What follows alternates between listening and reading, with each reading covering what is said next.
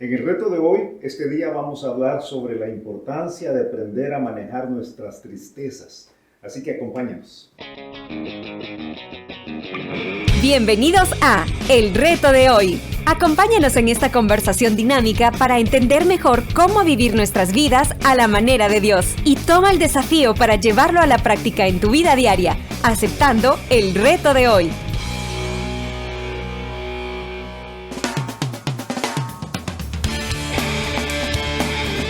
Hola, ¿qué tal? ¿Cómo están? Somos Julio e Iván Contreras y te enviamos un alegre abrazo el día de hoy, día miércoles, desde el reto de hoy. ¿Cómo estás, Julito? Muy bien, contento, feliz. Estamos hablando sobre emociones esta semana, sobre sobriedad, sobre la importancia de mantenernos en control de nuestra realidad y el desafío a madurar que hay alrededor de todo esto. Sí, hemos dicho que las emociones nos las ha dado Dios. Sí. Son buenas, son adecuadas. Sí. Pero deben ser como son las emociones. Deben ser manejadas correctamente. Tienen que ser pasajeras, es una alteración del ánimo, hemos dicho pasajera e intensa. Sí. Pero debe ser manejada correctamente. Sí. Intensa y aún intenso con control, ¿verdad? Claro, con control. Claro. Ayer aprendimos de Jesús y de cómo él literalmente se sentó a hacer un azote para arreglar un problema, porque había que arreglar el problema y obviamente no se iba a arreglar con diálogo necesariamente en ese momento. Entonces Jesús echa a los cambistas, echa a los vendedores de paloma, ¿verdad? A los que están tocando reggaetón ahí en el templo. Como dijo Steve una vez, echó a los vendedores de las palomitas. Pero como que eran palomitas de maíz. Sí, eso fue ayer. Eso fue ayer. Enojo. Enojo. El enojo no es pecado. No. La ira no es pecado, pero hay que tener cuidado porque el hombre no obra y la justicia del hombre no obra la ira de Dios. La ira del hombre no obra la justicia de Dios. Algo por ahí va. Te costó la salida de la cama hoy, ¿verdad? Por Mira, lo que veo. Vamos a hablar el día de hoy de otra emoción. Vamos a hablar, quizás yo te hago la pregunta. Sí. ¿De qué vamos a hablar el día de hoy? De tristeza. Ok. Vamos a hablar de la importancia de aprender a manejar de la forma de vida la tristeza y cómo la sobriedad, la madurez que produce sobriedad nos lleva a poder controlar la tristeza. Ok, una vez más, la tristeza es válida. La tristeza es válida. En algunos periodos de la vida. El Señor Jesús estuvo triste. Sí. Él lloró sobre la ciudad de Jerusalén. Sí. Él lloró sobre la muerte de Lázaro. Él dijo, mi alma está triste hasta la muerte, dijo literalmente ahí en el huerto de Getsemaní. Sí. Entonces la tristeza es válida. Correcto. El problema es cuando somos consumidos de demasiada tristeza. Ok, yo quizás quisiera aclarar algo. Primero, porque en 2 Corintios 7, Pablo dice, hey, a mí me pesó escribirles la carta la vez pasada porque yo sabía que esa carta les iba a traer tristeza. Sí. Pero esa tristeza es tristeza para arrepentimiento que sirve para salvación. Sí. Entonces, Pablo dice, hay una tristeza que produce salvación, que produce arrepentimiento, que produce salvación, y hay una tristeza que es la tristeza del mundo, que esa produce muerte. Sí. Te leo el pasaje. Textualmente dice, porque la tristeza que es según Dios produce arrepentimiento para salvación, de que no hay que arrepentirse. Pero la tristeza del mundo produce muerte. Eso es literalmente lo que dice. Y yo sé que no vamos a tratar sobre eso, pero el pecado debe producir tristeza. Sí.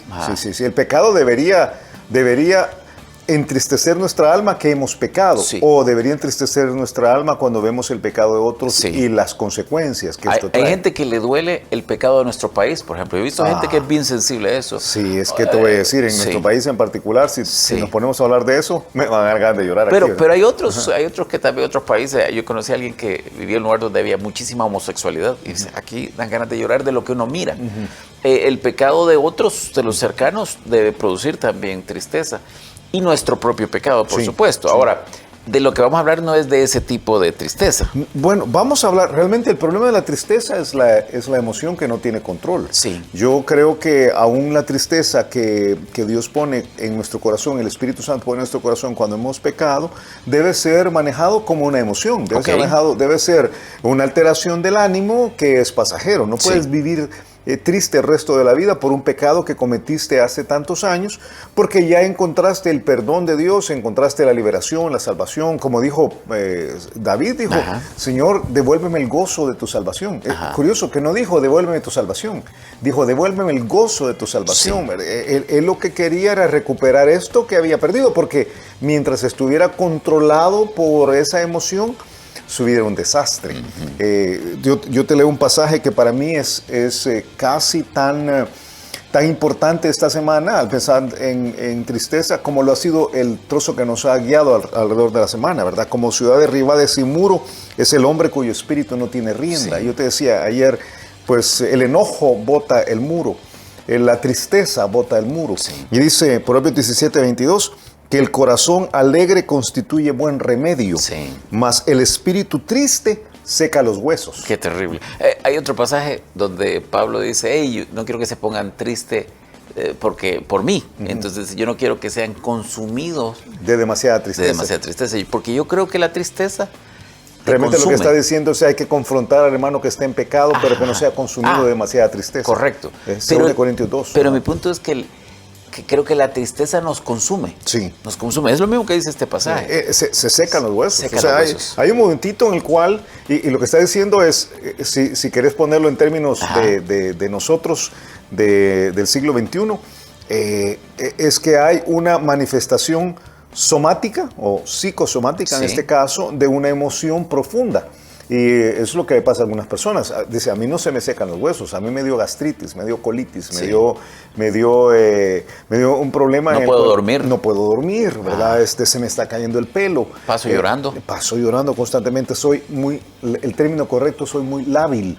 Las emociones están a flor de piel porque me duele esto que me duele. Me he sensibilizado demasiado emocionalmente en el sentido de la tristeza. Y entonces la tristeza, que es buena, la tristeza que Dios ha puesto para que nosotros nos alejemos, bueno, a veces agradezcamos, a veces nos alejemos, a veces suframos la separación, que yo no creo que es necesariamente malo, pero puede llegar a tomar control. Entonces, ¿qué dice Dios? Dice, lo que hay que hacer es que a esa parte del espíritu hay que ponerle rienda. Fíjate, quiero tomar esa expresión que no lo hemos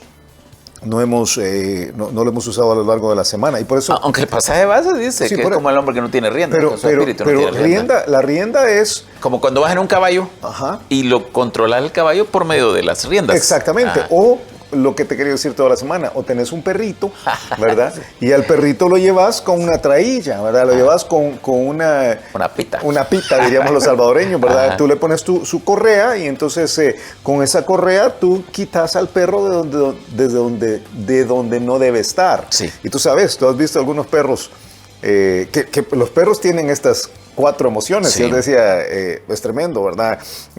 Yo pienso en el enojo de los Doberman y de los Pitbull. Si tú has visto alguna vez uno de estos animales, ¿verdad? Y algunos, uno ve el hermano Doberman, ¿verdad? Porque qué barbaridad, qué tremendo esto, es tremendo. Tú ves la tristeza, yo te decía de los Basset Hounds. Los Basset Hounds son estos que algunos le dicen Hush Puppies. Hush Puppies, les dicen, ¿verdad? Porque tienen los ojos grandotes así caídos, las orejas, y tú lo ves y el perro casi que si hablara diría, es esta parte de decirlo así. Tú ves el temor, fíjate, al ir a buscar cuáles son las razas de perros temerosos, dice que son principalmente los mezclados. O sea, nosotros diríamos en nuestro país los aguacateros. Pastor Maya. Aguacaterriers, ¿verdad? Pero muchos de los terriers son temerosos. Y los malteses. Y finalmente... Deberías de ir a Nieves Contreras cuando hay cohetes, cuando hay luces artificiales. Casi se infarta. Nosotros tuvimos aquí a la famosa Perla, ¿verdad? En nuestra iglesia. Pastor Maya. Era Pastor Maya, pero esa probablemente era la sacerdotisa principal de los pastores mayas.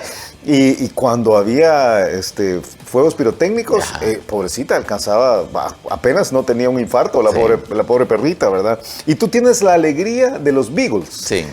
Y tú conocías a algunos otros también, hermanos. Ahí los dálmatas. Y los dálmatas. O los bulldog franceses. Yo hace poquito estuve con un bulldog francés, una perrita bulldog francesa. ¿Y qué te dijo? Ahí nos fuimos, hablamos un poquito, aproveché un poco para para refrescar mi francés. Ajá. Y entonces o sea, ver un perrito alegre es tremendo. Pero hay personas que son así. Hay personas que no tienen control sobre su emoción y hay que ponerles una traía. Porque si tú ves a un perro bravo, pero ves a alguien que lo viene deteniendo con una rienda, con una correa, o si tú ves a un perro triste que no se mueve, pero tú lo alás para que se mueva, ¿verdad? O a uno que tiene mucho temor y lo sacas de ahí de abajo, ¿verdad? Una vez con la traía. O a un alegre que a veces hay que mantenerlo un ratito quieto. Yo creo que uno puede salir adelante con el perrito. Lo mismo tiene que ser uno con uno mismo. ¿Tú crees que eso que lo sostiene, eso que lo detiene, eso que lo impulsa o lo detiene, es la sobriedad? Yo creo que es Yo creo que es una actitud madura que se llama sobriedad. Sí. Pero requiere del proceso de madurez. Yo repito lo que hablábamos el otro día, el día lunes. Cuando una persona no ha madurado, le cuesta todo esto. Sí. O sea, es muy difícil decirle a alguien que toda la vida ha sido... Ahora, perdón que voy a utilizar otros términos. El viernes creo que vamos a hablar de alegría. Pero es muy difícil a una persona que todo el mundo lo ha visto como alocado todo el tiempo, decirle, mira, cálmate, cálmate. O sea, ¿qué te pasa? Porque tiene que madurar para salir de esa falta de calmazón que tiene en la vida, ¿verdad? O en este caso, es muy difícil a una persona que está pasando o pasa de forma consistente por un tiempo de depresión, que yo no quiero utilizar el término... Con mucha facilidad. Sí, con mucha... yo te lo he dicho en varias ocasiones, somos muy livianos para decir... que fíjate que me siento deprimido. Y depresión, clínicamente hay una serie de parámetros que tienen que cumplirse. Aunque existe. Existe. O sea, existe, pero uno tiene que tener mucho cuidado, que el día está gris y... ¡Ay, Mira, cielos, qué horror! Yo veo una cosa diferente en esta emoción que en los otros. Bueno, veo que aquí hay mucho sufrimiento. En el temor y en la tristeza hay sufrimiento. Sí. Hay sufrimiento fuerte incluido. Y veo que la tristeza es una de las áreas donde más cuesta salir, más quizás que los otros. Sí. Aquí yo quisiera que le hiciéramos la parte más práctica, porque es bien fácil sentarnos aquí y decir, hey, Dios quiere que tú seas una persona alegre. De hecho, creo que el andar normal de un creyente es a mí me gusta esa expresión donde dice, has cambiado mi lamento en baile. Sí. O sea, mi vida antes era triste y ahora es una vida alegre. Sí. Gloria mía, como lo cantan. Pero es... Todo va a estar bien. Todo va a estar bien. Pero esto de o sea, les cuesta más y sufre más que el enojado.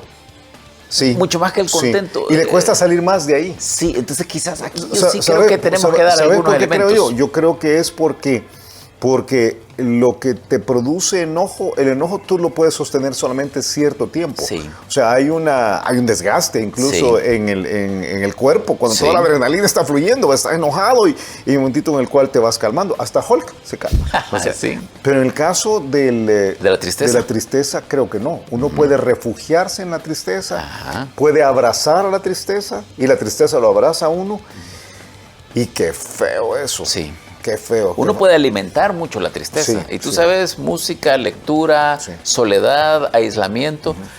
Hablábamos hace un rato. Lo que te decía ahí, uno se pone a escuchar todos los cantos de los hermanos más adoloridos del alma, ¿verdad? ¿Sabes qué? Leí algo bien interesante. Dice que porque puede haber periodos de tristeza. Ahora estamos hablando de algo más que solo momentitos de tristeza.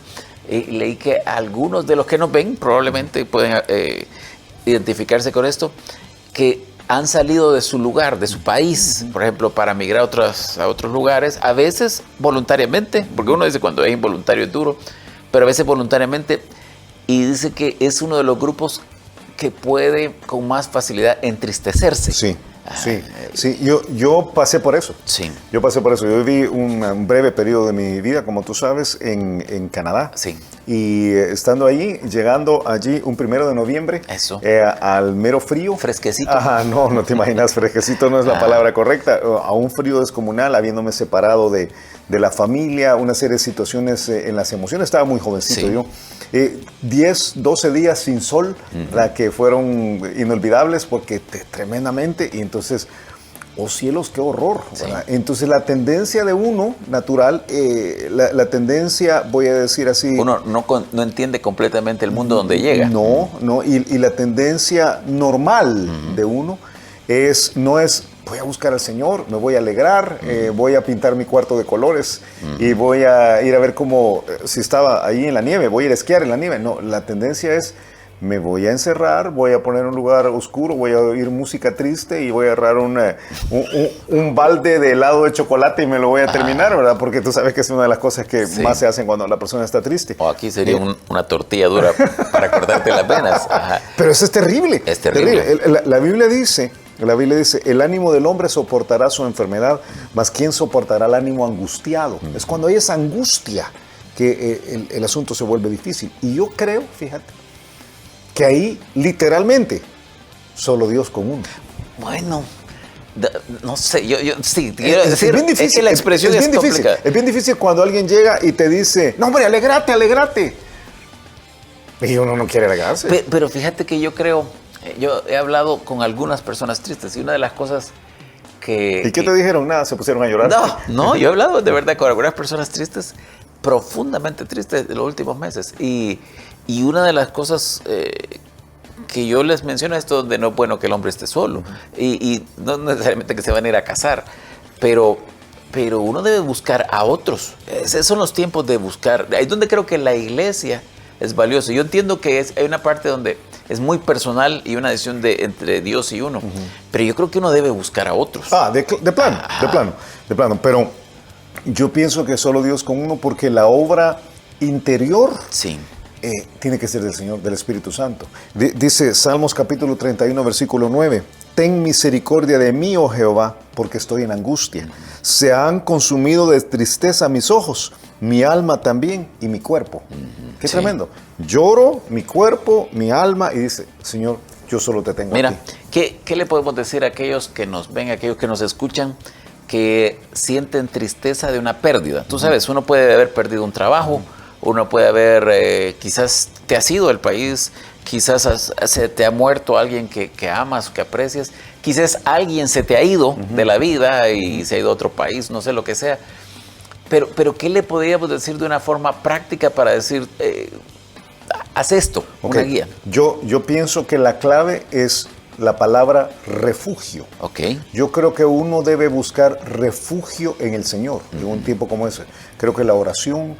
Creo que la misma música que uno escoge en ese momento para alimentar el alma, creo que lo que uno va a leer de la palabra de Dios tiene que traer la esperanza de ver hacia el futuro con espíritu positivo. Ver al futuro es muy importante. Sí, entonces es el refugio que encontrás en el Señor, porque de otra forma uno se refugia en la tristeza. Sí. O sea, tú has tenido la pérdida y tenés dos opciones. Pasas por la tristeza y te refugias en la tristeza, te abrazas por la tristeza, o pasas por la tristeza y te refugias en el Señor y ves el futuro con esperanza. Mira, tenemos que hacer ahorita el reto de hoy, pero después te voy a ver si alcanzo a decirte algo. Escuchamos el reto de hoy. El reto de hoy es tomar la decisión de que en mi tristeza voy a buscar el refugio en el Señor. Es por medio de la oración, por medio de la palabra, por medio de la música y por medio de la compañía que me va a dar soporte en ese tiempo en el cual estoy pasando por dificultad. Entendiendo que la tristeza tiene su valor, o sea, la pérdida no puede ser obviada, no estamos hablando de eliminar esto, pero descansando en Dios y viendo el futuro con esperanza. Me gusta, me encanta. Mira, dice, te iba a decir que el Grinch en la película pone cosas por hacer. Entonces dice, una de esas es revolcarme en mi miseria. Y a ti que nos ves, a ti que nos escuchas, si eres una persona que tiende a la tristeza o está pasando por un periodo de tristeza, te animamos a esto, a que busques al Señor, a que busques a otro, los elementos, la palabra, las cosas que Dios ha dado para poder salir adelante. Sí, así que allí donde estás, refúgiate en el Señor. Y si tienes a alguien cerca que está pasando por un proceso de tristeza, acompáñalo. Sí. Acompáñalo no solamente con alegrarlo nada más, es acércalo al Señor, porque esa es la clave. Que pases un excelente día y nos escuchamos mañana a la misma hora. Si tienes preguntas o inquietudes sobre lo que acabas de escuchar, escríbenos un inbox en nuestra cuenta de Facebook y únete a la conversación de Julio e Iván por las redes sociales o cada día a las 7:30 de la mañana por esta misma estación en El Reto de Hoy.